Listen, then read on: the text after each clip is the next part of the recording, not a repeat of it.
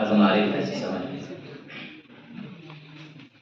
آپ لوگ کہتے ہیں کہ دوران تعلیم طلباء کے لیے نکاح کرنا کامیابی میں رکاوٹ کا سبب ہے۔ بسم اللہ الرحمن الرحیم۔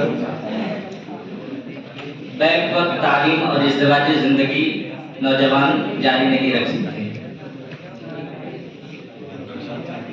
دیگر ممالک کو دیکھیں، مثلا امریکہ، جہاں کا نوجوان تعلیم بھی حاصل کرتا ہے اور اپنی کفالت بھی کرتا ہے۔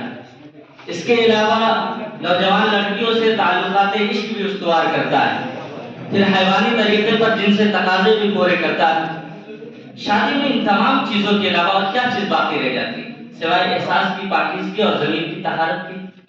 کہتے ہیں کہ نوعمری کی شادی حوادث کی نظر ہو جاتی ہے، کیونکہ جب میاں بیوی میں پختگی آتی ہے تو وہ محسوس کرتے ہیں کوئی ایک دوسرے کے مطابق نہیں ہے، ان میں پوری طرح ہم آہنگی نہیں پائی جاتی ہے۔ اس لیے ضروری ہے کہ اس قدر تاخیر کی جائے کہ میاں بیوی میں معاملات کو پرکھنے کی صلاحیت پیدا ہو جائے، پھر دیکھ بھال کر کے بالغ بینی سے اپنا شریک حیات کا انتخاب کریں۔ اس دعوے کی اہمیت اس وقت تو ہو سکتی تھی جب یہ ثابت ہو جاتا کہ پختگی کے بعد دیکھ بھال کر کے بالغ بینی سے جب شریک حیات کا انتخاب کیا جاتا ہے تو شادی کو زیادہ استقرار و استقلال حاصل ہوتا ہے۔ لیکن صورتحال تو یہ ہے کہ اس قسم کی شادیاں اکثر ناکام و نامراد ہوتی ہیں اور مجنونانہ طور پر طلاق دی جاتی ہیں۔ دیکھیے، یہ بدترین نتیجہ تو یہی ہو سکتا ہے کہ میاں بیوی پختگی کے بعد میاں بیوی علیحدہ ہو جائے اور دوسری شادی کرے۔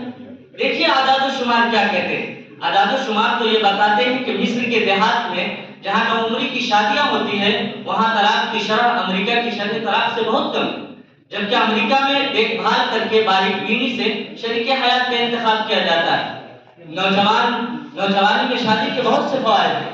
اگر جلدی شادی کری جائے تو انسان میں توانائی زیادہ ہوتی ہے اور وہ پہلے سے زیادہ محنت سے یکسوئی کے ساتھ کام کرتا ہے اور اپنے مقصد کو پانے کے لیے دن رات ایک کر دیتا ہے، کیونکہ اسے معلوم ہوتا ہے کہ شادی کی وجہ سے ذمہ داری میں اضافہ ہو گیا ہے اور اپنے کیریئر کی طرف بہتر طریقے سے توجہ دے پاتا ہے۔